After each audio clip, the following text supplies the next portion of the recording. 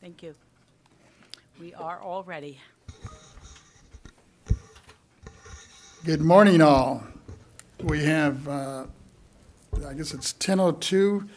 We will go ahead and have this meeting called to order, and we'll start with Ms. Chiquette, if you would please call the roll. Good morning, members. Chair Vasquez, Present. Vice Chair Lieber, Here. Member Gaines, Here. Member Schaefer, Here. Deputy Controller Emron. Here. We have a quorum present, so we'll call this meeting to order at 10:03. With that, if I can get you to please stand, those that can, we'll do the Pledge of Allegiance. I pledge allegiance.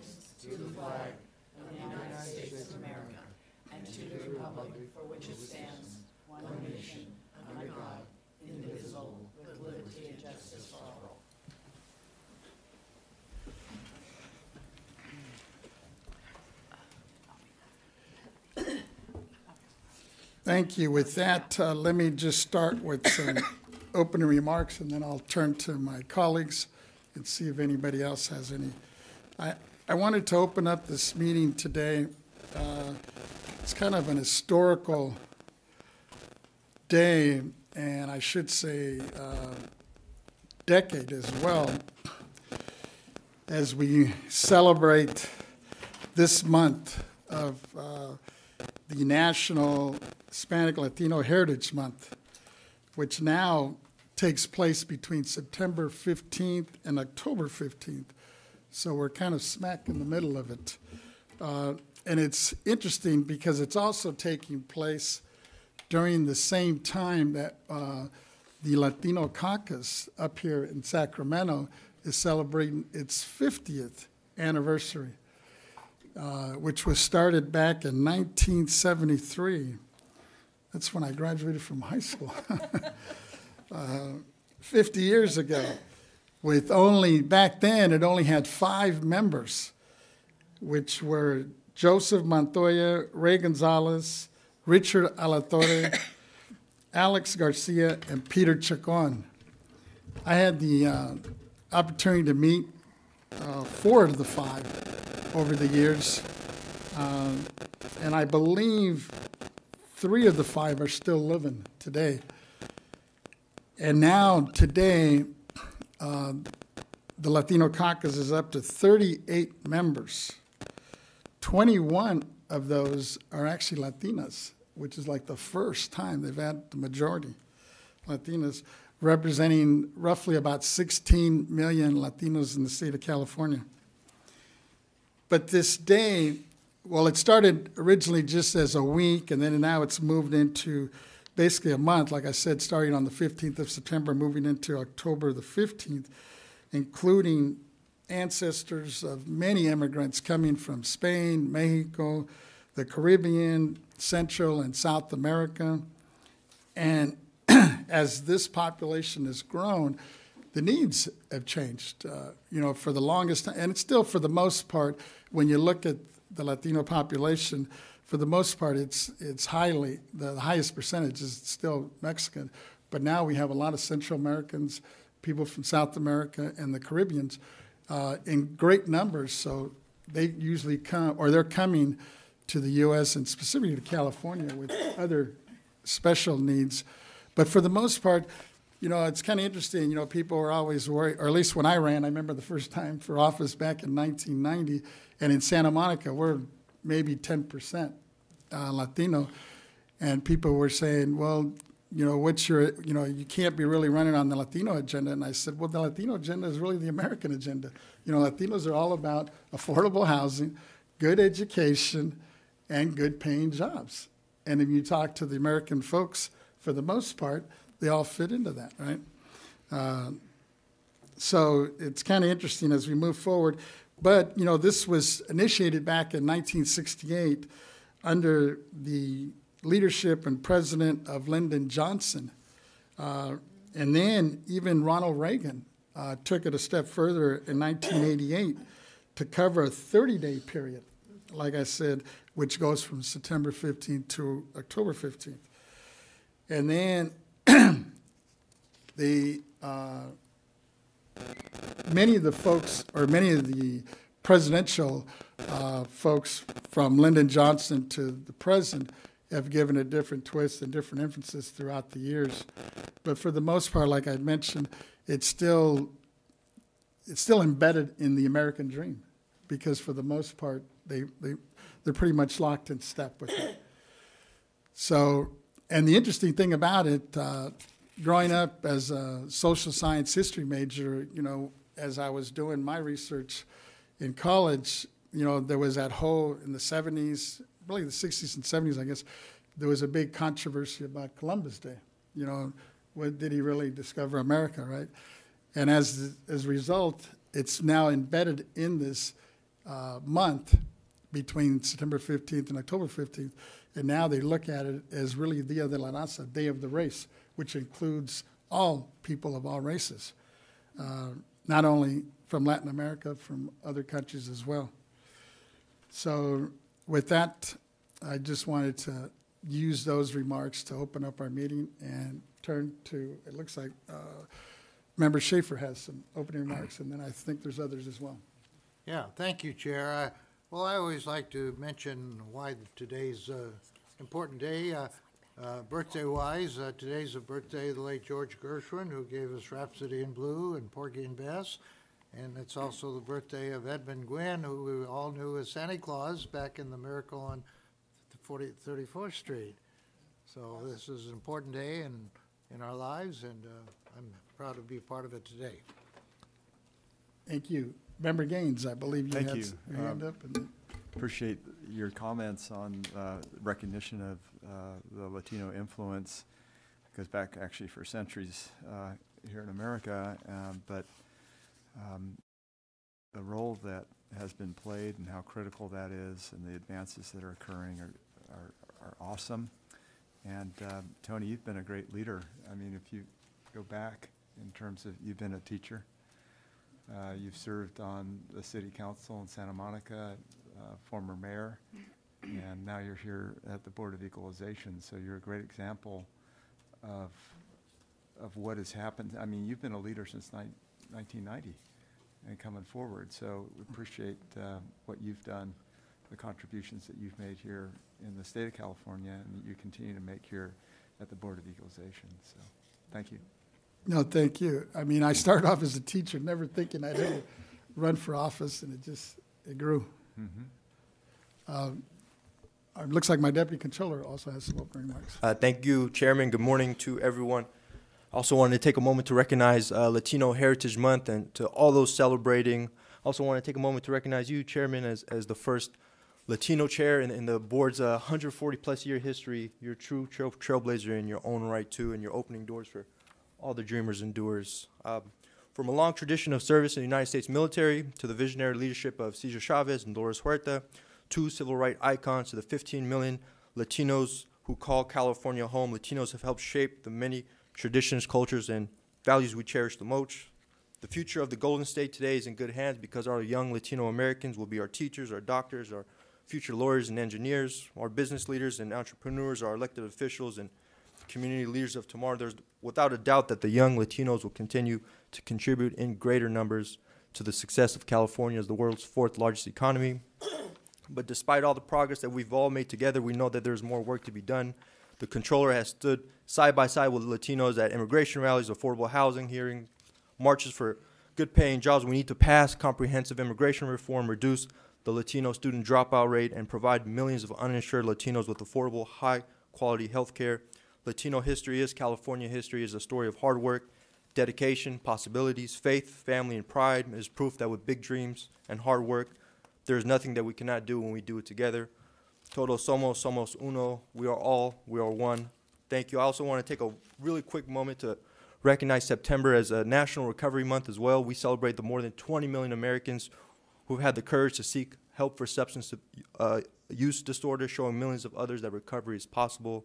We honor the resilience and recommit to making sure that everyone everywhere has access to the services and support they need to rebuild lives of purpose and hope. Substance use disorder affects families in every corner of this state. Drug overdoses last year took more than 100,000 lives. Millions of Californians know and love someone who is in recovery. Want to make sure that everyone knows that they're never alone. As a state, we're working together to make a reality where recovery is real for more and more Californians. Thank you, Chairman. I yield back. Thank you. And I think my vice chair wants to weigh in. Thank you, Mr. Chair. Well, I too wanted to add a few words about Hispanic and Latino Heritage Month. It's hard to envision our state of California without the really significant basis in Hispanic and Latino culture that we have. And many times I think that as we see the Hispanic and Latino population grow across our country, that the values that that community has are the values that we need for the future of hard work, of valuing family, of respect for our neighbors, respect and help for elders, are all the things that we need to stress in our culture as we meet the challenges ahead. And I also wanted to note that it is also Suicide Prevention Month, and I've been very glad to see more highlighting of this issue within the state legislature and more discussion. And I think bringing the issue into the sunlight so it can be looked at and we can all learn more about how suicides can be prevented.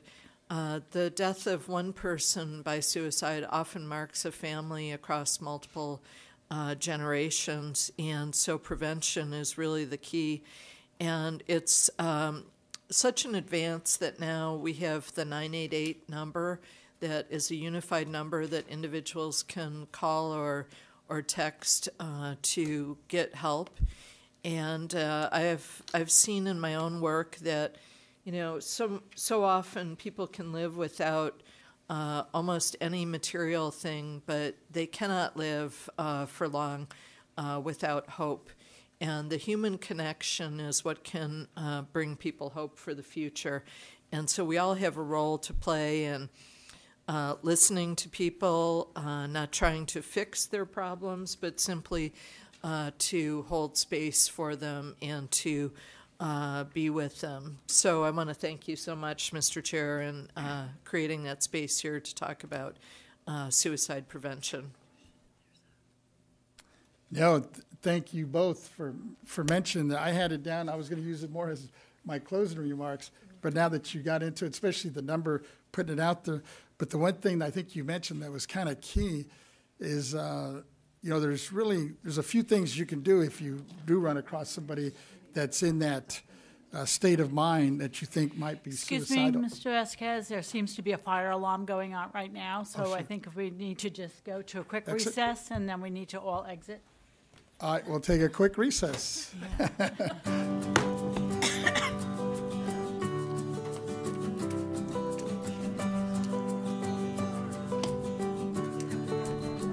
Yes. Yeah.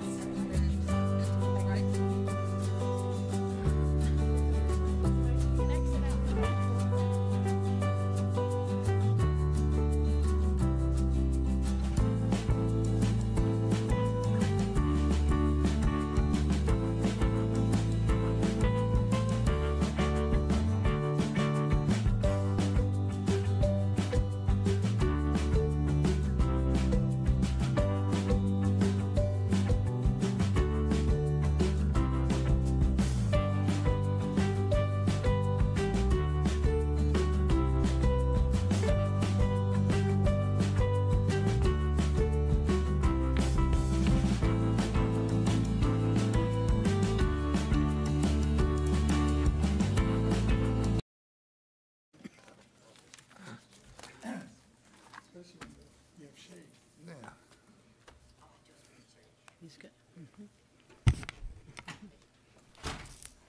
I'm getting the green light, so it looks like we're ready to go. So we'll reconvene at 10:40 here. And I'm going to turn to Ms. Cicchetti to, I think we're Yes. going to move a few things in the agenda because I understand, I see you're on the screen. We have our controller. So let's, let me turn it to Ms. Cicchetti and then we'll Yes, cue this so up. we are going to take some items out of order. We're just going to go to item 3. which is our constitutional functions, and then once that's returned, we'll go back to the few items that we're passing. Alrighty, so this item that we're up to is item number 3, tax program matters, property tax matters, non-appearance audits.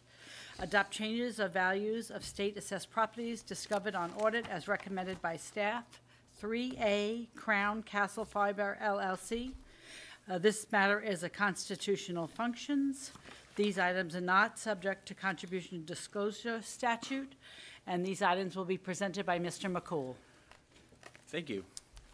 Good morning, Chair Vasquez and honorable members of the board. My name is Jack McCool, Chief of the State Assessed Properties Division. The State Assessed Properties Division performs routine audits of state assessees under the authority of California Revenue and Taxation Code Section 828 and Government Code Section 15618. The purpose of a property tax audit is to determine the accuracy, completeness, and reliability of the financial data furnished by state assessees and used by the board in the valuation process. Audits also include an internal review of the methods, calculations, and assumptions used by the State Assessed Properties Division. Before you today for your consideration is one property tax audit completed by State Assessed Properties Division staff. The assessee has been presented with a copy of the audit report and given an opportunity to provide additional information in response to the audit report. Upon adoption, the assessee will receive official notice of their new board adopted value and will be provided with 50 days to file an appeal if they wish. I am available to answer any questions if needed and ask for your adoption of this audit. Thank you. First of all, welcome, Controller. I see you on the screen. I don't see any hands on this side. Do we have any questions from the Controller on this item? Thank you, Mr. Chair. No, I don't have any questions. I definitely want to just acknowledge Mr. McCool, you and your staff, producing an excellent report. Thank you very much. Thank you. Seeing no hands, I would like to entertain a motion to adopt the staff's recommendation. It's been moved by Member Gaines, Second? second by Member Schaefer. I don't believe we have any written comments on this, do That's we? correct. We have no written comments, and on this item, no one in the audience who wants to make a public comment regarding this. Let's go to the AT&T moderator. AT&T moderator, is there anyone on the line who'd like to make a public comment regarding this item? If you would like to make a public comment, please press 10 at this time. That command again, 1, then 0.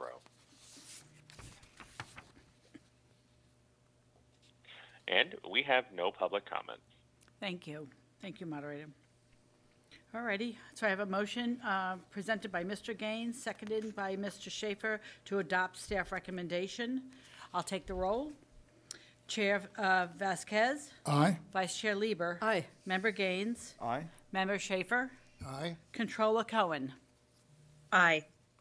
So that's unanimous of all those present. I believe you have one other one for us, Mr. McCool, right? Correct. Let me introduce the item. Sure. The item is number 4, tax program matters, property tax matters, non-appearance consent, petitions for reassessment of unitary value. 4A, Ducor Telephone Company, SAU 23022, and 4B, California Internet, LP, doing business as GeoLinks, SAU 23-011. This matter is a constitutional function. These items are not subject to contribution disclosure statute, and Mr. McCool will be presenting. Thank you. Again, for the record, Jack McCool, Chief of the State Assessed Properties Division. Members, before you today are 2 petitions for reassessment of unitary property. In both matters, SAPD staff and representatives for the petitioners were able to work collaboratively to resolve the issues raised in the petitions. The petitioners were cooperative during the process and provided staff with additional information and data that was requested. As a result, SAPD staff and the petitioners are in agreement on the recommendations before you, and I ask for your adoption. Thank you. Seeing no hands from any of the members, let me just check with our controller. No questions, Mr. Chair. Thank you for asking. With that, I'd like to move the staff recommendation. And then I have a second from my vice chair.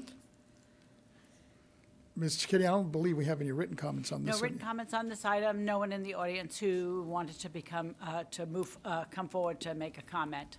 Let's go to the moderator. AT&T moderator, is there anyone on the line who would like to make a public comment regarding this item? If you would like to make a public comment, please press 10 at this time. We have no comments. Thank you. All righty, so I have a motion to adopt staff recommendation by Chair Vasquez, seconded by Vice Chair Lieber. I'll take roll. Chair Vasquez? Aye. Vice Chair Lieber? Aye. Member Gaines? Aye. Member Schaefer? Aye? Controller Cohen? Aye. So that's unanimous of all those present. That's correct. Thank you. Thank you. Ms. Chickadee, what's our next item? Well, I think we are ready to go back to where we were. These are the two constitutional functions that we had this morning, and we will go back to the beginning of the agenda. Thank you, Controller, for joining us. You're welcome to stay, but I know you have a busy schedule yourself. Yeah, I just popped out of another meeting, but I do want to say Happy Latino Heritage Month, everyone. Thank I you. love this time of the year. It's an opportunity for us just to celebrate the rich cultures of the Latino culture. So, Chair Vasquez, I'll leave it to you to close us out in a proper way. But everyone have a productive rest of the day. And staff, it's good to see you. Thank you. Thank you, Ms. C. Thank you, and thank you for your support over the years as well, especially with the Latino issues throughout the state. With that, Ms. Chickadee, if you would. We're going to go back to the beginning of the agenda. First order of business was for our informational announcement. Just to let everybody know that this meeting is live streamed to the public and posted on the BoE YouTube channel. We ask that all speakers please state your name first before you begin speaking for the record. We ask that you speak clearly and slowly into the microphone. I would also like to remind everyone in the audience to silence their cell phones and other wireless devices. Second, public comment is taken on each agenda item. The public will be invited to comment on matters before the board. If there are any members of the public wishing to speak before the board on the agenda item in person, we ask that you complete and submit to the Sergeant of Arms a public comment appearance sheet located at the entrance of the auditorium. If you wish to speak before the board by telephone, please dial the phone number and access code provided by provided on our public agenda notice and follow the instructions of the AT&T moderator. If you intend on making a public comment today using the AT&T moderator, we recommend dialing into the meeting on the teleconference line before the beginning of the agenda item you wish to comment on. We recommend this as the audio broadcast on our website experiences a 1 to 3 minute delay between the live stream and the live event. When giving public comments, please limit your remarks to 3 minutes. This concludes the informational announcement. Thank you. All righty, we'll go right into item number 1 then. Item number 1 is public comment on matters not on the agenda. Persons who wish to address the State Board of Equalization regarding items not on the agenda may do so under this item on the agenda. Please note that the board cannot take action on these items that are not on the agenda. However, the board can schedule issues raised by the public for consideration at future meetings. When giving your public comment, please limit your remarks to 3 minutes. So we do not have anyone in the audience who wanted to make a comment on this item, though I do have a written comment on here. But let's go to the AT&T moderator first, and then I'll read that into the record. AT&T moderator, do we have anyone on the line who'd like to make a public comment regarding this item? If you would like to make a public comment, please press 10 at this time.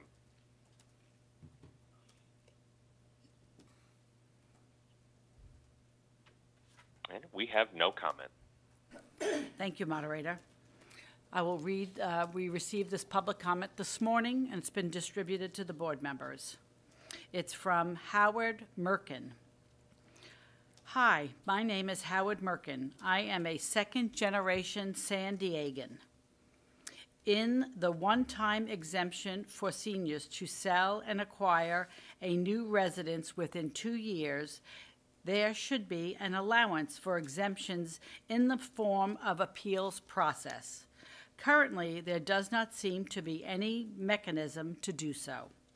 My wife and I had to take on the additional responsibility of 2 full-time grandchildren and addition to mentally disabled son. Although we made every attempt to find a downsized home within 2 years of selling our primary residence, it took us 3 years. Please consider amending Revenue and Taxation Code Section 69.5 to allow for appeals. Sincerely, Howard Merkin. Alrighty. Could I comment? I think we have a comment. Go ahead, Member Gaines. I'm just, yeah, that's a terrible situation, and I'm sorry that that has happened to that particular constituent, because that's a difficult scenario that you just described.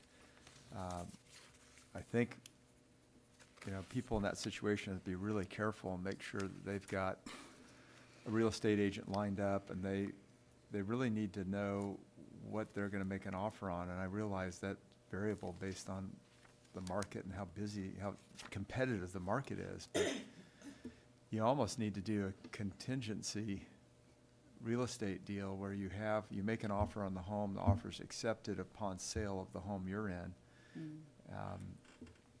Because you can't, now they've lost their exemption, right? And there's nothing we can do about it. So it's a tough scenario. Yes. Well, it sounds like we have staff with a possible solution here. So, it's still morning, I believe. Good morning, Julia Himovitz on behalf of the legal morning. department. I just want to remind everyone, I believe this is on comments on matters not on the agenda, but should you wish to agendize this item for a future meeting, you're free to do so. Okay, so we shouldn't be commenting? Okay, very well. Yes. Sorry. Natural inclination. Yeah. Thank you. Yeah, thank you. Member Schaefer, I think. I'd just like to ask Mr. Nangel, does there seem to be any mechanism available to them? He says there's does not seem to be any mechanism except to come to us. So, again, Mr. Schaefer, this is a comment on matters not on the agenda, but this is something that you could agendize for a future meeting. All right. The other thing we will do is we'll talk to TRA to see if they can reach out and help out the constituents. We usually try to make some contact with people who write into the board with issues, and at least have TRA try to reach out and make contact with them, see if there are any options or opportunities to. He didn't. I don't see a phone number or an email, but I'm sure you can find out how to reach. Yeah, we'll make an effort. Thank you. I appreciate that. Thank you, So, members. Could I, just a question of clarification. Sure. So should we make the assumption that when these questions come up on this part of our agenda, well, I guess they're not on the agenda, but it's an opportunity for the public to speak. So should we make the assumption that we're always going to follow up, that someone at our agency will follow up with them? We try to. Yeah. Yes. Okay. Yes. Okay. Wonderful. That's great. That makes you feel better that at least we're responding. Yeah, we, generally speaking, our practice, obviously, to the extent that they don't give us contact information, it makes it difficult, but hoping the public commenter is listening and maybe can send us a note, and then we follow up, either TRA or the appropriate department will follow up with them. Yeah, great. Thank you. Okay, thank you. But you know, along those lines, which probably be helpful is, since you mentioned that, you know, when these things come up through public comment, that you do your best to reach out to these folks, especially on this kind of a situation. If you are able to resolve it or come up with some solution, I think it'd be helpful if we could get a report back, you know, especially if you think there's something that maybe we should weigh in on, to have a discussion and see what action we could possibly take to assist folks down the road, right? Because there might be other people listening and are in the same situation where that happened to them and just kind of wrote it off, thinking, well, I guess I'm done. There's nothing I can do. Yeah, Chairman Vasquez, Vice Chair Lieber, members of the board, generally speaking, TRA does try to reach out to them, and then, as you know, Ms. Thompson is very good about reporting on the results of her office's activities, so that's kind of how we close the loop. But you know what would probably maybe a suggestion would be, as she reports out, I know she's always given, like, we have so many from District 3, District 1, District 2, if she would be able to highlight and say, well, this one actually came through public comment, so we know there was either closure or it's still pending, and give us the opportunity if we maybe want to agendize it for a future meeting. Absolutely. Okay, that's fine, sir. That would be helpful. So you just added another mark on the spreadsheet. That's fine. Yvette Starr, Executive Director. First of all, this is something not on an agenda, and we're still having a conversation. But I wanted to clarify our process when we do receive public comment. They're going into our website, and there is contact information that we ask for, whether it's their email address, their phone number, or their address. So we have the ability to contact them. Perfect. And it is our procedure to read through that public comment and make a decision who should resolve it. And it's most likely TRA. And it's in Ms. Thompson's records, and she makes a little record, and then she comes back. And she's most likely reporting out to you guys, but she's saying what district they're in. But we'll see about identifying one more notation.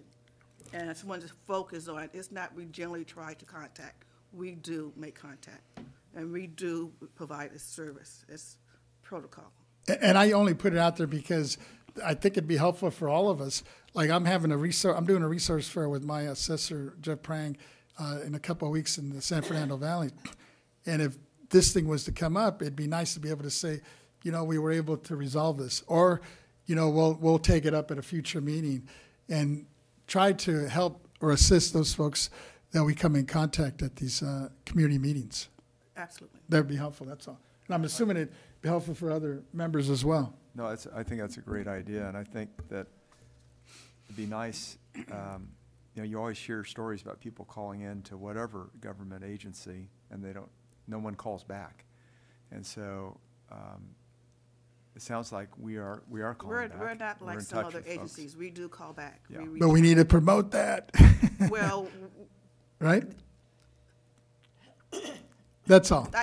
I'm just saying it. Yes, we promote it, we explain, we go out there, we talk about our services. We promote TRA on a regular basis. I do think additional promotion would be helpful when you guys are out in your districts. Yeah. That's where the promotion comes into play. And I do believe most of you guys are doing that. Yeah. But I really would like to get off this topic and have your instructions, and we will see about how we can change our TRA report so that you guys know it's been followed up. Thank you. I'll let Member Schaefer, since it was in his district. Everything you say is consistent with my suggesting we have no anonymous input. Thank you. And sorry about going off. I know we were gone off the beaten path here a little bit, but Sure. To be clear, we don't require that anyone provide their name. Anonymous comments are allowed pursuant to Bagley-Keene. Yep. thank you. Thank you, Chair Vasquez. you. Thank you. Thank you. Thank you, Vice members. Chair, members. With that, Ms. Cicchetti, if we would just continue. Yes. Normally, at this time, we would be taking up item number 5. No. Oh, I apologize. Yes, I apologize. I have my item number 2. Yeah, I was going to say we skipped something. We skipped a couple, yes. The next item on our agenda is item number 2. Consent agenda, adoption of the August 29th, 30th, 2023 board meeting minutes.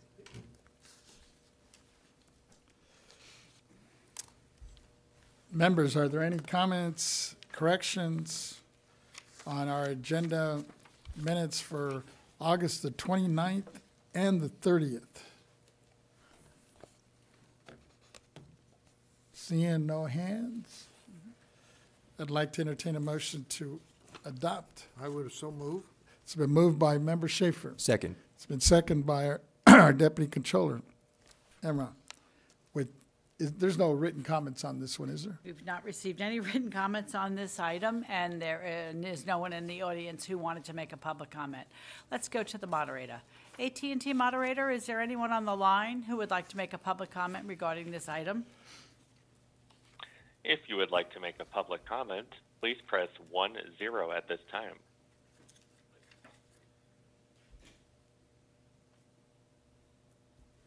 And we have no comments. Thank you. Alrighty, I have a motion to adopt the consent agenda by Mr. Schaefer, seconded by Mr. Emeron. We'll take the roll. Chair Vasquez. Aye. Vice Chair Lieber. Aye. Member Gaines. Aye. Member Schaefer. Aye. Deputy Controller Emeron. Aye. So it's unanimous of all those That's present. unanimous. With that, All right. Ms. Chickadee, I know we skipped something here, so Yes, let's we did. Mhm. get back in order here. Yeah, so we have already taken up item number 3 and number 4 already. Yes. And then we have a notice that we are going to take up item number 5 this afternoon after lunchtime to accommodate the speakers. And on that note, I know, at least on my written schedule, it had us breaking for lunch at 12:30, but if the speakers are available at 1, that means we need a lunch at 12 then, right? So just let folks know. And with that, I guess we will move, are we looking to go with number 6 then at this point? Yep. I'll put it back on your lap, Ms. Chickadee. Thank you. All righty, back together here. The next item on the agenda is item number 6. Board member matters and initiatives, statewide informational hearing on modernizing California's property tax system, Part 4. Board work group on affordable housing. Update and discussion on the statewide informational hearing on modernizing California's property tax system, Part 4. Board work group on affordable housing. This item is being presented by Mr. Vasquez. Thank you. Members, on October 19, 2023, the board will convene in the 3rd District at the Santa Monica City Hall for a 4th statewide informational hearing on modernizing California's property tax system, a board work group focusing on affordable housing.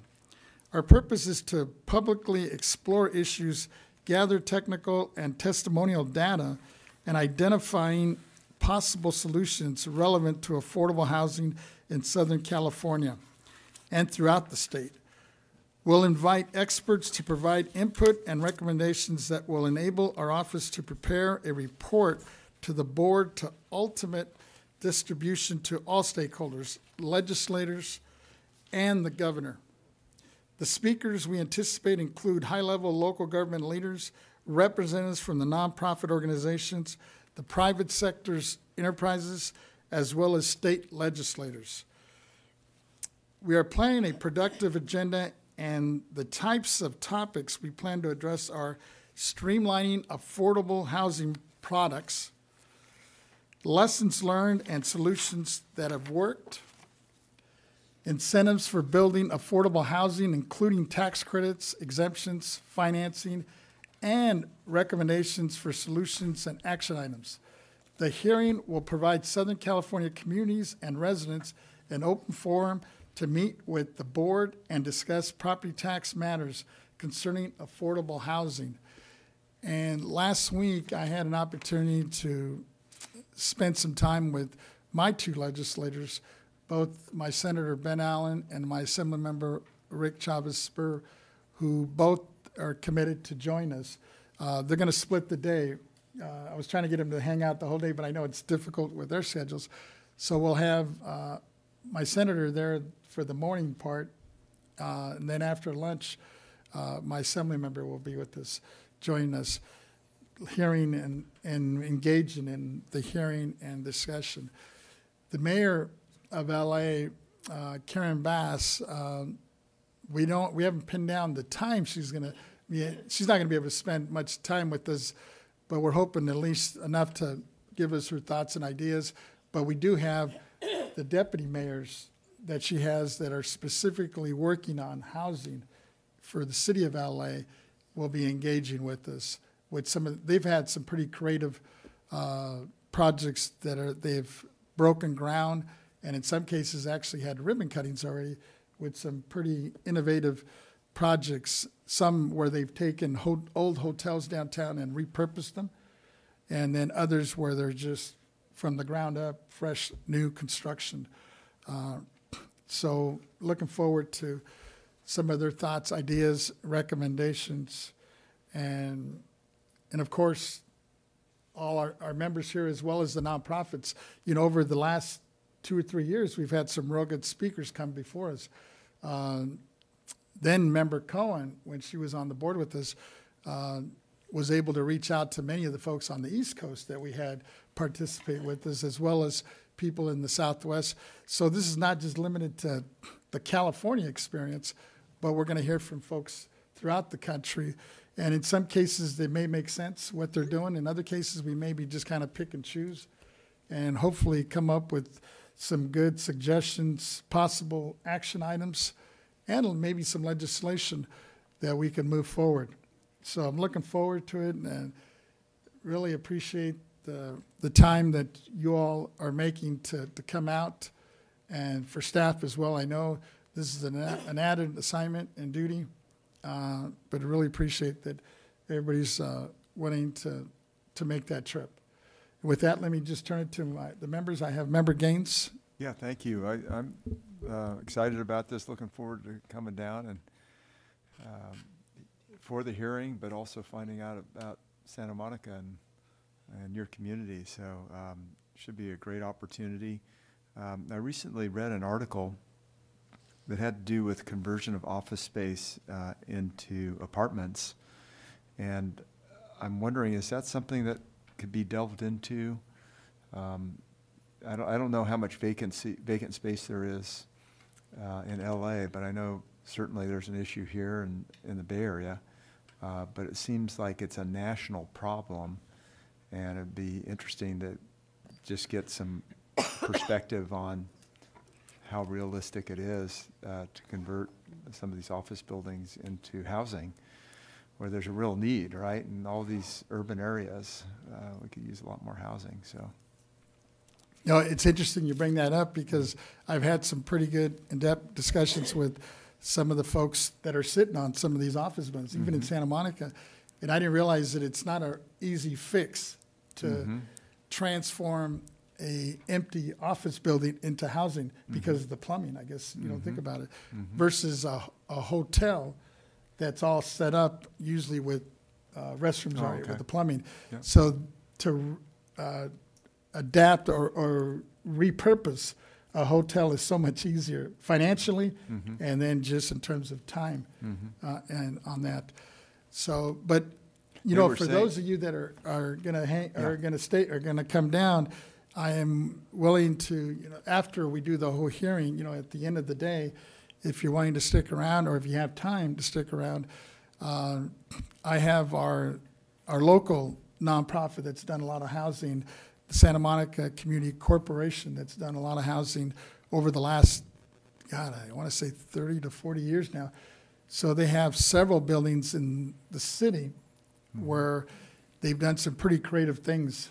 Some new construction, and then a lot of them that have been repurposed buildings in the city. Wonderful. And I can set up a quick tour, you know, and we won't go to all the buildings, but maybe pick a couple of them if you're interested in taking a look at what they've done. We can do that on this, you know, after. If you're interested, let me know. Thank you. Oh yeah, Deputy Controller Aaron, go ahead. Thank you, Chairman. I just want to first take a moment to thank you. You put this together in lightning speed, and it's really seems like it's all coming together at the right time.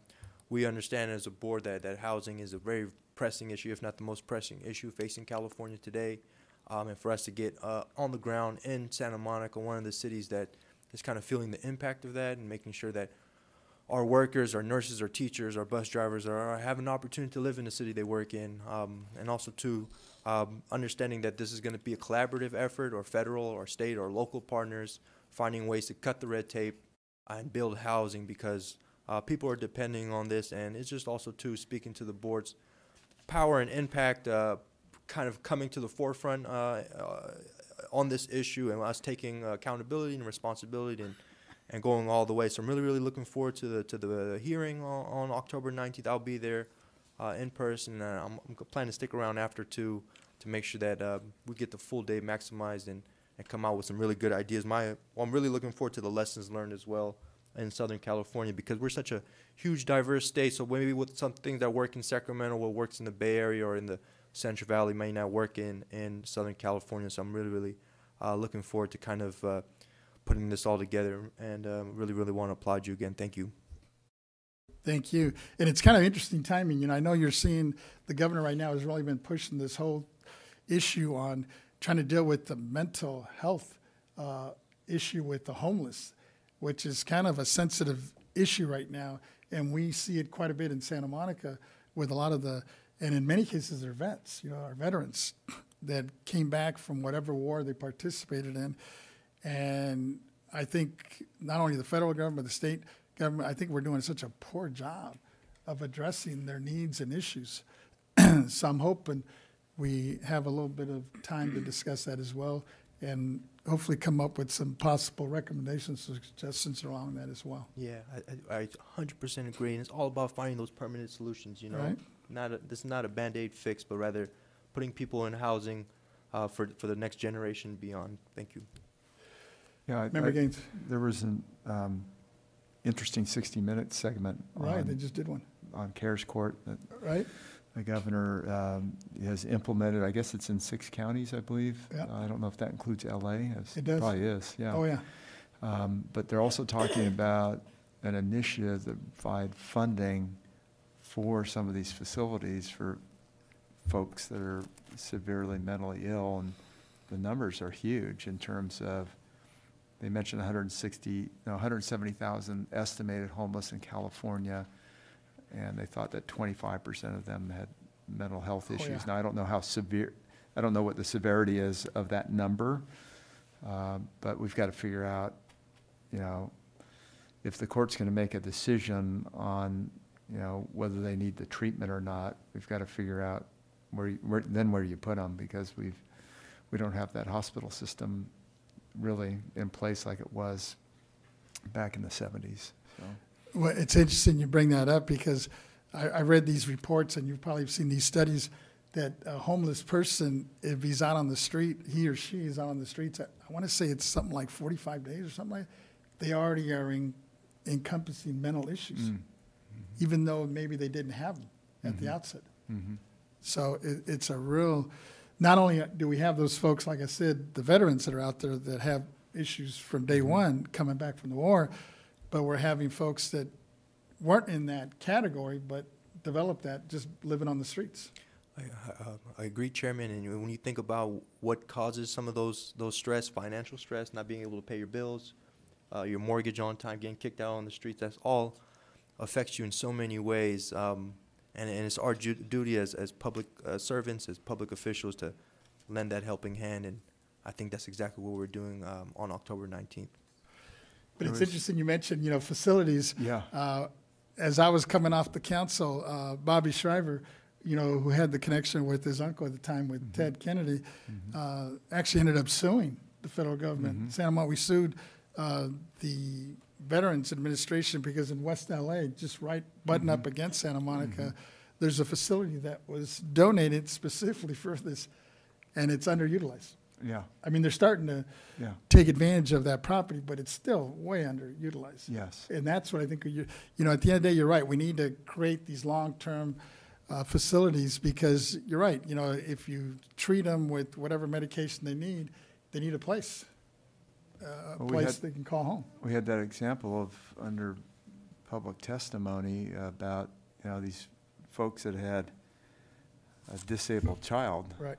And how to handle that in their transition after they pass away. Well, we've got the same issue in that same story. They interviewed a lady who had an adult son who was schizophrenic, and he goes missing, and they don't see him for days on end. He's homeless, and she says, we're always preparing mentally for his death and what the funeral would look like. And so she was saying, if we had a facility where he could see a counselor, a psychiatrist get the right medication, stabilized within a facility, and then some of those folks, can get stabilized and they can be productive citizens in the community. But there's just such a lack of facilities now.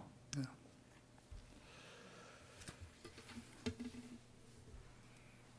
Any other thoughts, ideas? If not, I think we're ready to go. We don't have any written comments on this one, right? Or No written public comments, and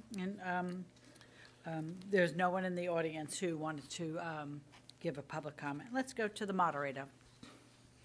AT&T moderator, is there anyone on the line who'd like to make a public comment regarding this item? If you would like to make a public comment, please press 10 at this time.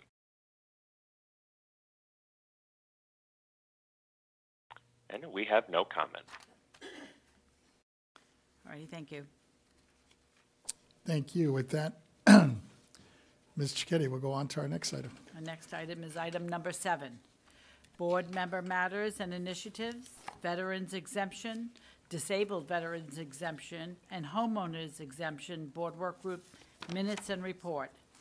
Minutes and report on activities and recommendations of previous meetings of board discussion and approval.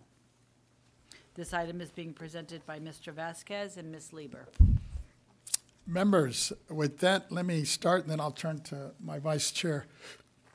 Last month, as we assembled the veterans, disabled veterans, and homeowners exemption work group and spent about 3.5 hours hearing testimony and engaging in fact-finding by veterans, organizations, and assessors, we heard from veterans organizations that can't qualify their property for exemption, even though they are chartered by Congress. It seems that the biggest hurdle is how they use their property. Based on all the facts they gave us, the vast majority of their uses, I counted, I believe it was 13, are for veterans. They are not just social club or meeting places. Assessors also indicated that the big problem is the reporting. The more information veterans organizations can report on their claim form or application for exemption about their patriotic, charitable, and educational activities, the better they'd be off. The work group minutes and report state the need for new guidance on how to apply for veterans organization exemption based on the current uses of veterans organizations' properties. And they include 2 recommended motions. First one would be my motion. Well, before I even get into that, let me turn to my vice chair because she may have something else to add to this, and then I'll come back to the potential motion here. Vice Chair, Ms. Lieber. Thank you, Mr. Chair. I thought it was a very valuable meeting of the work group and hearing with a lot of very positive and substantive input from a variety of stakeholders that we were able to hear last month. And I too would like to see how we can achieve those 2 motions on today's meeting to move that forward. I think I saw on page 7 of the minutes of the work group that the motions that were made possibly needed to be in the venue of a regular work group on today's, of a part of the regular agenda of today's meeting. And so I wanted to see mechanically how we can do that. And I see Mr. Nadja coming up. Go ahead. Thank you, Chairman Vasquez, Vice Chair Lieber. My notes seem to indicate that I thought, Vice Chair Lieber, your motion was approved outside, once we've closed the board meeting closed the work group and opened the board meeting, that your motion had already been approved, so there wouldn't be a need to reapprove that motion. Okay, I'm going by memory now, so my. It was approved during the board meeting. Correct. The work group, right, wasn't it? No, during the board meeting. During the board meeting. Oh, yeah, okay. so you're good on Vice Chair Lieber's motion, and if memory serves me correctly, there was some discussion to kind of include your motion in her motion, so I thought it was supposed to be kind of one motion to combine both issues. Yeah, we can read the Yeah, motion. let's read the motion so we, Make sure we're all on the same page here. Yeah, Read the exactly. motion that's in the minutes, but you guys just approved this morning. Okay.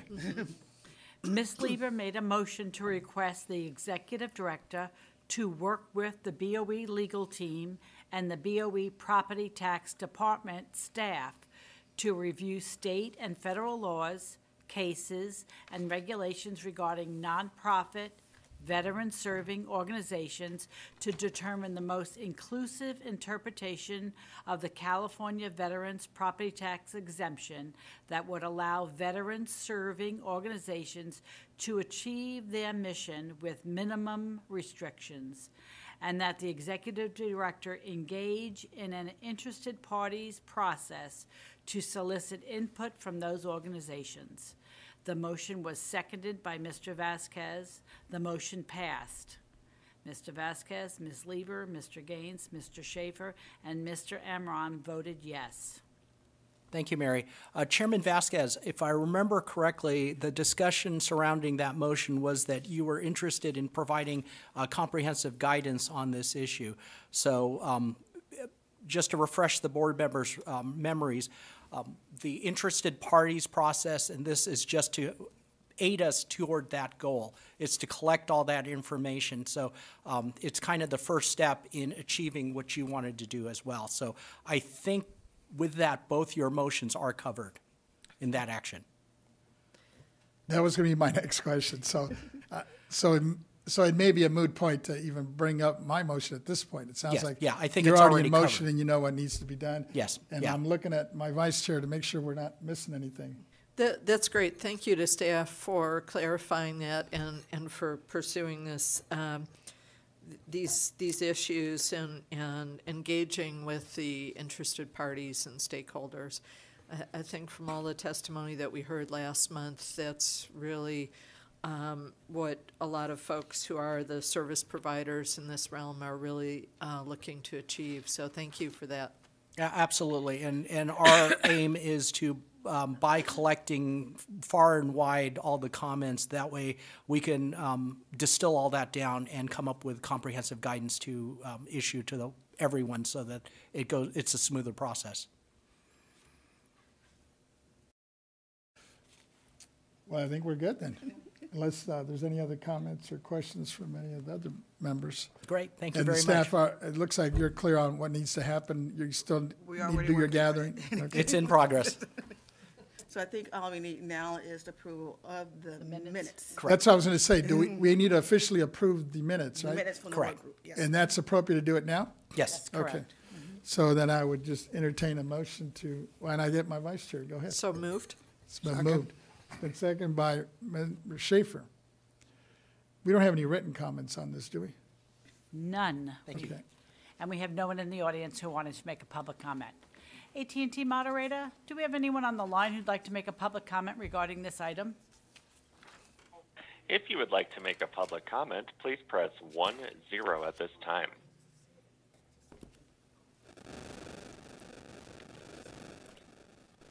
And we have no comments. Thank you. All righty, I have a motion presented by Vice Chair Lieber, seconded by Mr. Schaefer. The motion is to adopt the Veterans, Disabled Veterans, and Homeowners Exemption Work Group minutes attached to the agenda. I'll take roll. Chair Vasquez, Aye? Vice Chair Lieber, Aye. Member Gaines, Aye. Member Schaefer, Aye? Deputy Controller Emron. Aye. So that's unanimous of all those present. And with that, Ms. Cicchetti, if you would move on to the next item. All righty. The next item on the agenda is item number 8, Board Member Matters and Initiatives, Workforce Planning Board Work Group Minutes and Report. minutes and report on the activities and recommendations of previous meetings and board discussion and approval. I just have one question. I was just asked if we wanted to go back to item number 7, since we only approved the minutes. This would be an opportunity if you wanted to go back and as a separate vote and vote to accept the report for the veterans group. I'll let my vice chair do that. I'll move that we accept the report on the Veterans Work Group. Okay, And I'll second that. okay. All righty, I have a motion out there. Well, let's see if we have anybody who would like to make a public comment. I have no one in the audience, and I have no written comments on that item. AT&T moderator, do we have anyone on the line who would like to make a public comment regarding this item? If you would like to make a public comment, please press 10 at this time.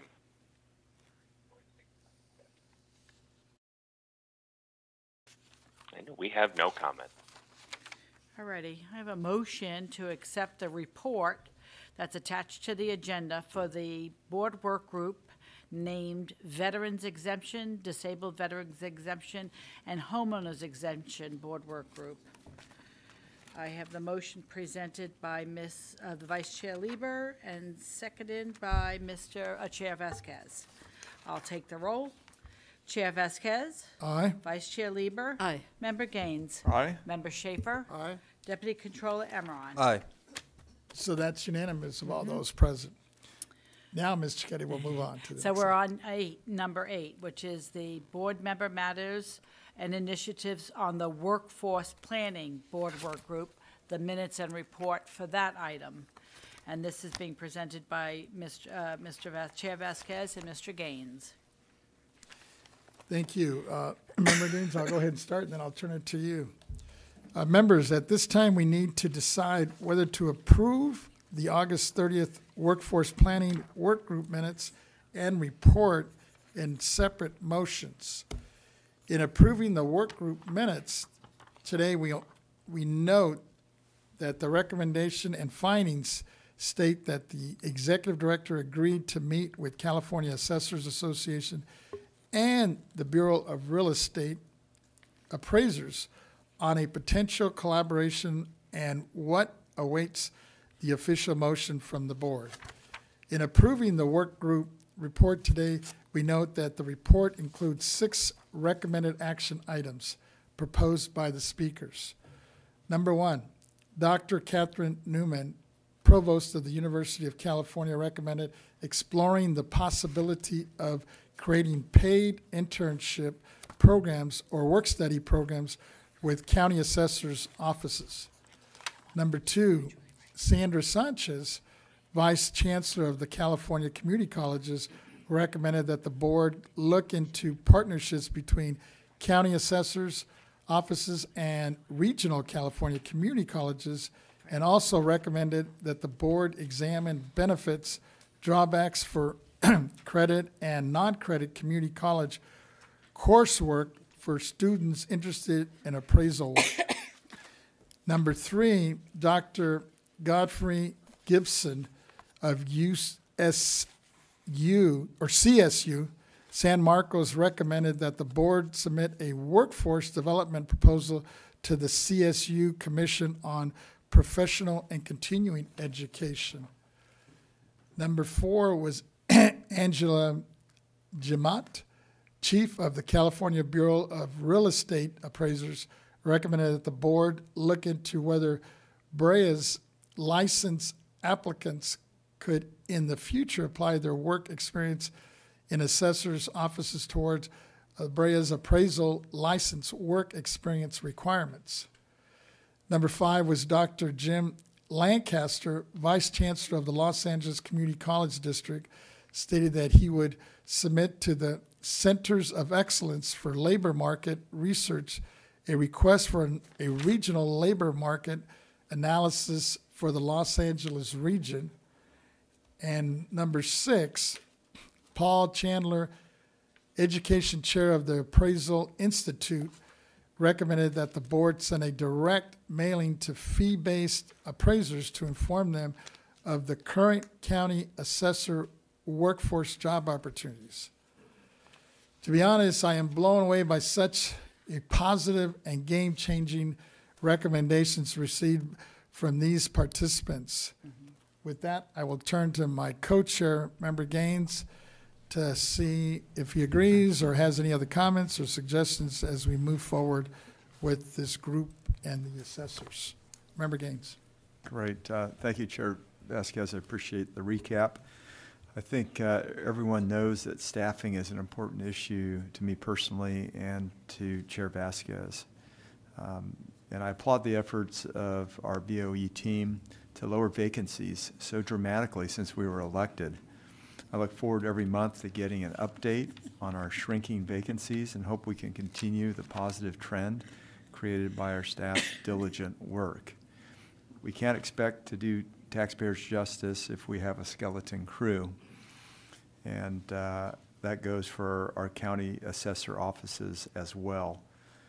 We need to help them however we can to be able to recruit, hire, and train up qualified staff so that they can also fulfill their duties to the taxpayers.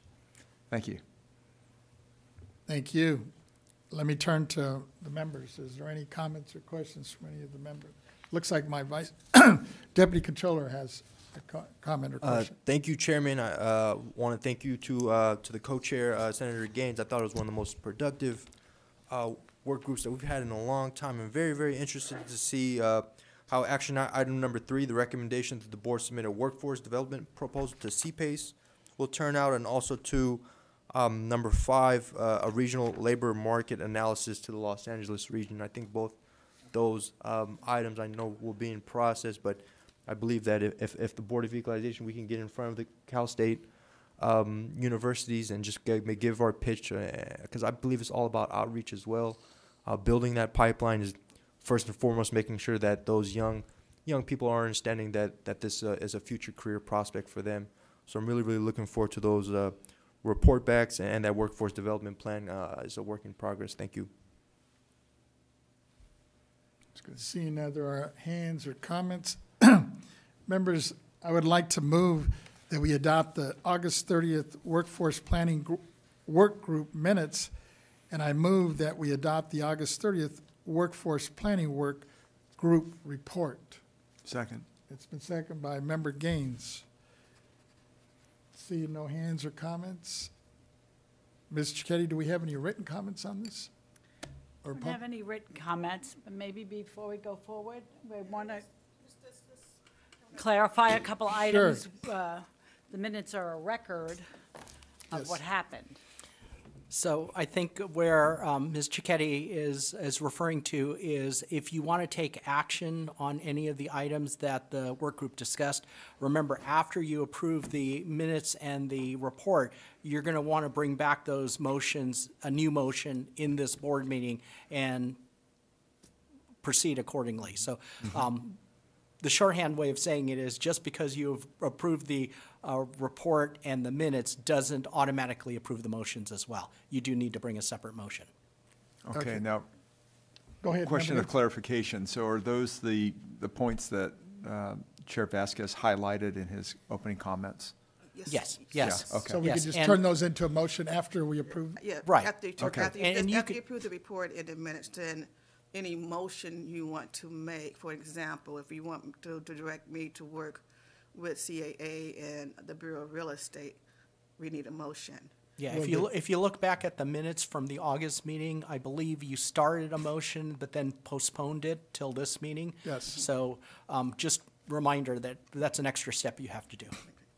Great, And if thank you. there's any other motions that you would like to make, and that we take steps on it, you have to also understand, because I took a quick look, there's one suggestion in there, that Direct mail. the direct mail for when we have an opening, that's not going to be something that we can do.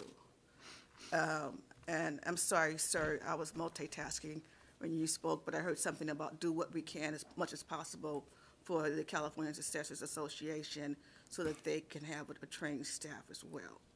Of course, we do all that we can for them anyway. When they have openings, when we have openings, we cross-market our openings. Great. Yeah, so, Wonderful. Yeah. Yeah, and just for clarity, the point that Executive Director Stowers is talking about is item number 6, the direct mailing to the fee-based appraisers. We don't really have the resources or the budget for direct mailings, but we would be happy to share our information with the organization, and then they can share it with their membership. I think most communications happen electronically these days anyway, so. Sure. I mean, I've already started looking into that. When we have openings, our choice is Lincoln. And the way we can get their attention is we use certain buzzwords so that they can see that we have an opening, and they would do the same. Excellent. So, Okay, so 3 motions at least. well, listening to this, then are you comfortable then if we were to lump 1 through 5, I guess, in the motion and hold off on 6? You want to look at it? I would recommend, while Ms. Stowers is looking at that you go ahead and do your let's motion do the regarding the report and the minutes. Okay. Why don't we do that? All righty. We'll take the minutes up first. And you can do it together if you want, Mary. All righty. So I'll entertain a motion to, well, actually, I moved it already. Yeah. And I believe. Oh, we do have a motion on the And I think table. Member Was that Gaines for- seconded. Uh, it. yes. I did. Was Vasquez that for and Mr. minutes, though? Gaines. Yes. for Yeah. the So- minutes. Well, we're going to combine the minutes and the report. So we'll amend the motion then? Well, the motion will, we'll amend it, Oh, okay. yeah. It already So I'm going to included give her it. a chance to look at it. Okay. Because Quick this speech, motion is just to approve the minutes and the work group report, which Right. is not You- necessarily a motion. Correct. You can That's do that. correct. We'll You do don't that need to after. make any changes to the minutes or anything. And We'll that leave was that the alone. original motion, is that correct? Right. Correct. That Yeah, was okay. the Yes, you're original good. motion. We're Good. good. Good. And we had the Excellent. second, so we're good. And Are then we good. went out to, did we go out to the public on this one? We didn't yet, no. So we have no one in the audience, and I have no written comment on this, so let's go to the moderator. AT&T moderator, do we have anyone on the line who would like to make a public comment regarding this item? If you would like to make a public comment, please press 1, then 0.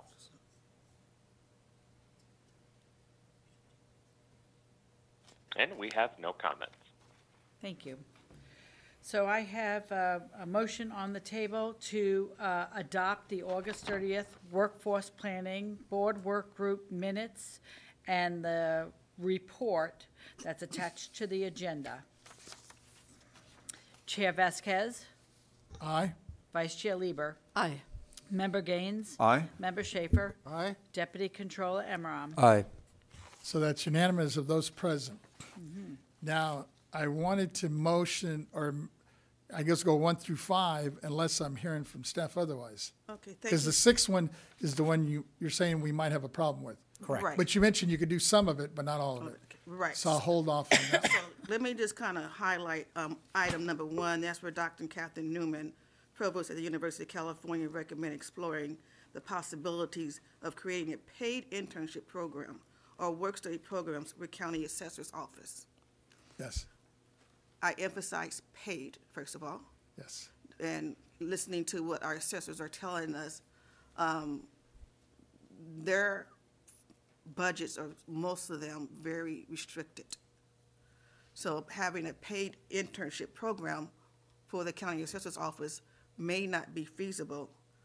In addition, it's for the county assessor's office and not for the State Board of Equalization. Right. So I would not, or the BoE would not be able to explore the possibility. We can always ask CAA if that's something that they would like to look into, and that could be part of my outreach with the CAA in the motion that Ms. Lieber made last month. So I will make sure that I bring this to their attention, and I would treat item number 1 as part of the motion that Ms. Lieber made last month. So in my opinion, I don't think that we need to include this motion in today's meeting. Well, the way I was reading it, it says recommended exploring the possibility, not necessarily that we are going to do it, Yeah, right? but I think that exploration needs to be done in partnership with the California Assessors Association. Okay. So- Well, let me ask my Vice Chair Lieber, who made the other motion, are you comfortable with that? Absolutely. I think that's a very good way to approach it, to you know, in the context of a conversation that's already occurring with the CAA, to let them know that we did receive strong interest in that, and if they could poll their members and see where it's potentially feasible. Did you have a question? I looked like my deputy controller had some. Thank you, Chairman.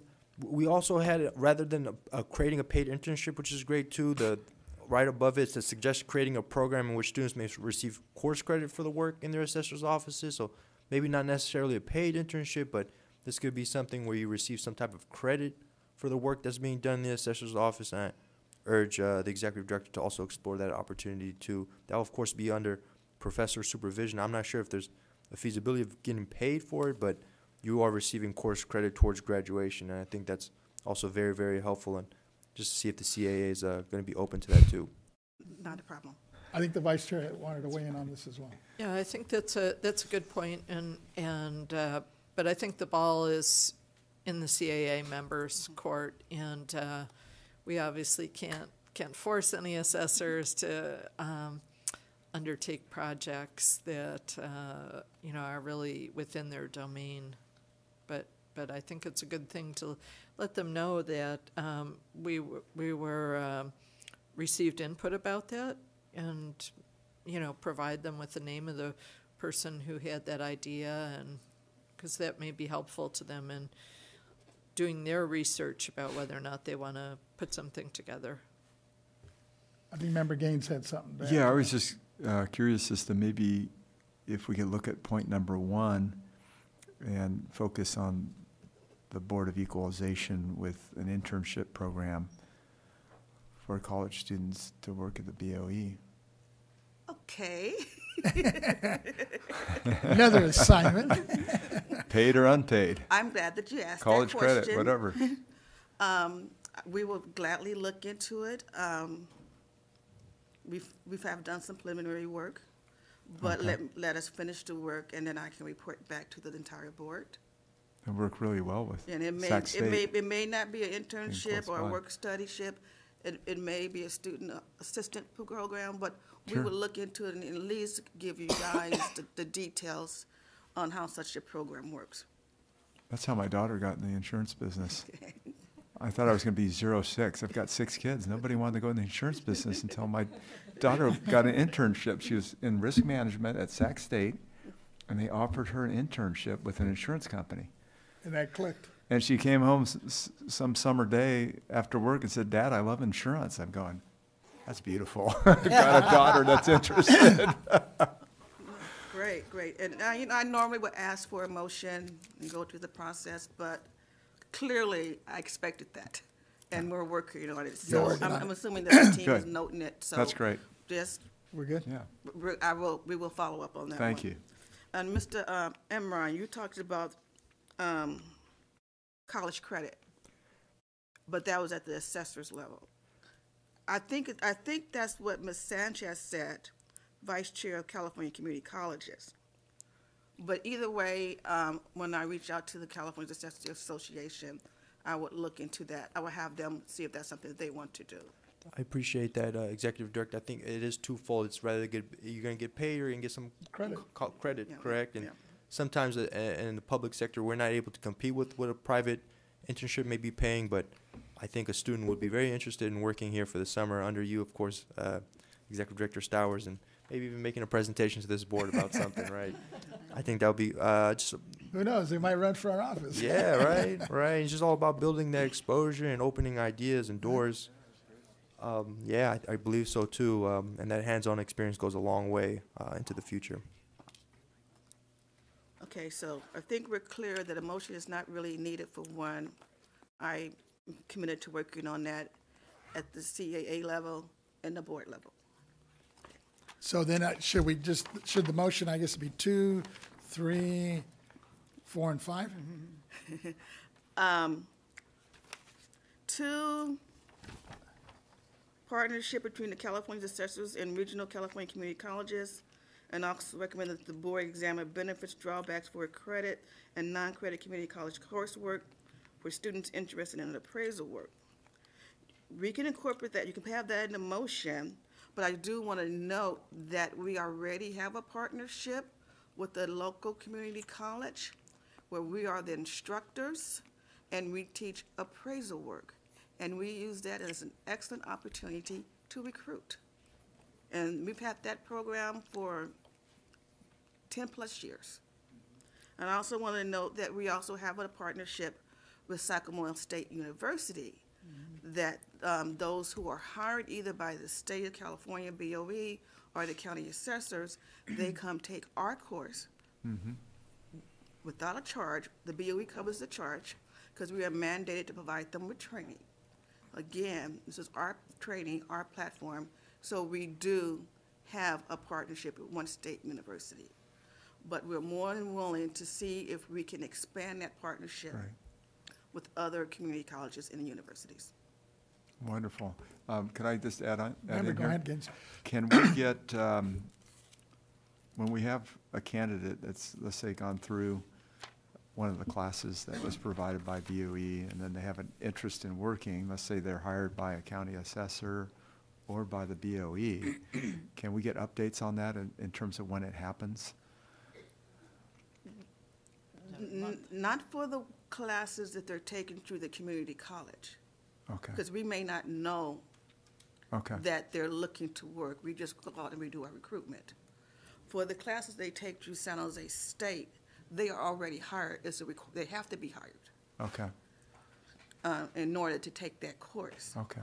What I may be able to provide you with is some stats on how often the course is being taken. Okay. I'm I just trying to think I figure could- out that end result. Yeah, You know, what are we netting from that education? Can Yeah. do we have those stats, Mr. Young?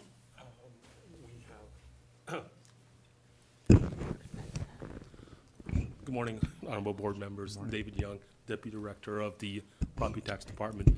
For the Sac State classes, we do have statistics for it. It is a program. It is actually the board's program, but it's offered on Sac State's platform. So we have basically, it's our program. It's registered. We approve it through us. So we do have stats on that. For the two classes that are being offered by the community colleges, American River College, it is a true standalone class that is offered by them with credit for a junior college. Registration and fees are paid through the college and through them. So there are a mix of students that are just taking that class for general ed, and then there are some folks that are actually going there because they've been hired by a county assessor's office, and they're taking our basic course 1 through the junior colleges. So getting stats from that may be a little tougher, but we can definitely try. So for those students that are not necessarily going to the county assessor's office, are you able to collect any data on exactly where their placement is? That will be, we will see, but it's the same as any other course you would take through a junior college. It's being offered for credit. You pay their reg fees. I don't know how transparent they are with giving us data on that student who may or may not be affiliated with assessor's office, or even some of our own staff have taken that class. Understood. Even a possibility of a survey would be feasible, maybe. But I'll leave that up to you. But Okay, even like a yeah. quick survey just to see where these students are ending up and placing after they've taken a BoE sponsored course, I think will be very helpful in just gathering data and seeing what exactly is piquing their interest as well. Thank you. Sure. Okay, so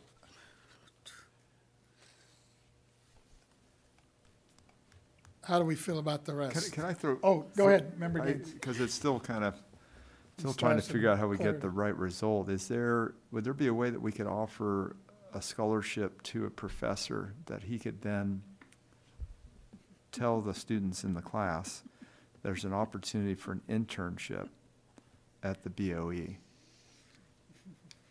I think once we look into whether or not we can have an internship program, Okay.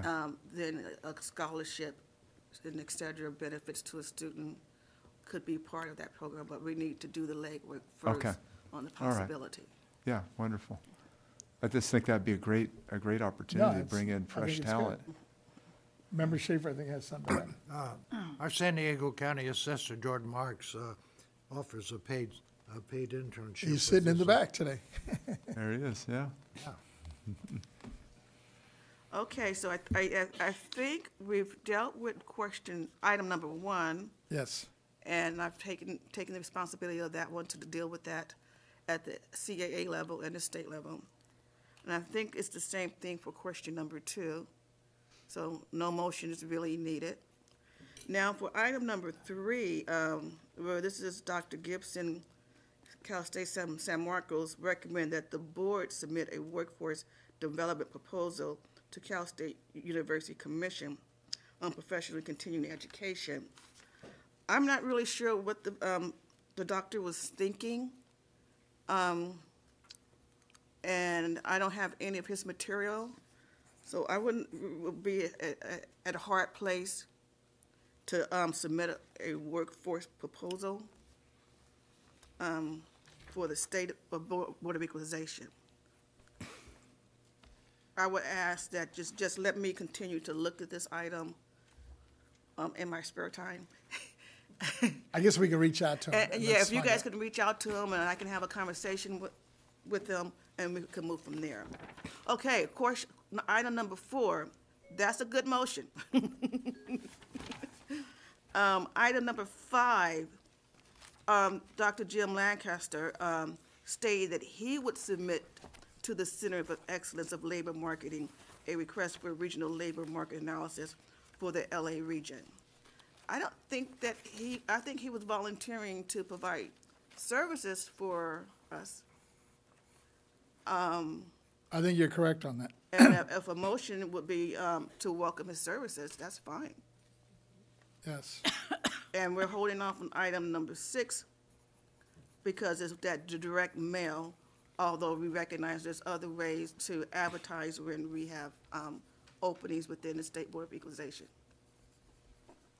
Ooh, so a motion for 4 and 5, please. Sounds like 4 and 5, right? Yes. Unless others have anything else they want to add to that. I think we're good.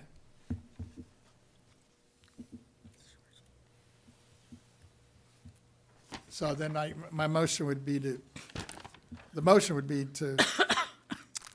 have the staff, I guess, because it may or may not That's be the executive it's director, right? executive Executive director to deal with number 4 and number 5. With the understanding on, especially some of these others that we mentioned, for example, 1 and 2, we would get some information back, not necessarily a work group out of it, yeah. Mary, Kathy, do you need to have the motion a little clearer? I think, You clear? so? Does that make sense? Okay. You got it? That's your motion? Yes. I'll second it. And Member Schaefer is going to second that. all right, there's no one in the audience who wanted to make a public comment regarding this item, and I have nothing in writing received. AT&T moderator, is there anyone on the line who'd like to make a public comment regarding this item? If you would like to make a public comment, please press 1, then 0 at this time.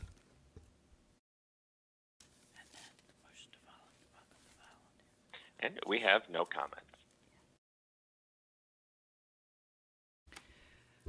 All right, thank you very much. All righty. There's a motion for the executive director to identify items number 4 and item number 5 listed on the agenda. From the Oh, work it's group not in the, report. so, Right. yeah, okay, so let me read them into I'm the sorry, record. go ahead. Yes. Mhm. The motion is for the executive director to work with Angela Jemmett, chief of the California Bureau of Real Estate Appraisers, regarding a recommendation that the board look into whether BREA's license applications could, in the future, apply their work experience in assessor's office towards BREA's appraisal license work experience requirements. And continue on the motion, a motion to welcome the services of Jim Lancaster, Vice Chancellor of the Los Angeles Community College District, stated that he would submit to the Centers of Excellence for Labor Market Research a request for a regional labor market analysis for the LA region. And so I have this motion presented by Mr. Vasquez, seconded by Mr. Schaefer. I will take roll. Chair Vasquez? Aye. Vice Chair Lieber? Aye. Member Gaines? Aye. Member Schaefer? Aye. And Deputy Controller Emron? Aye. So it's unanimous of all those present. With that, Ms. Cicchetti, do we have an item that's going to be 5 minutes only? No, I don't believe the next item is 5 minutes. I do not believe so. So why don't we go ahead? I guess we could take our lunch break. 11:55. This will be back here right before 1 o'clock. So, because we have speakers lined up at 1. That's our understanding. So let's 11:55. We'll break for lunch. Thank you.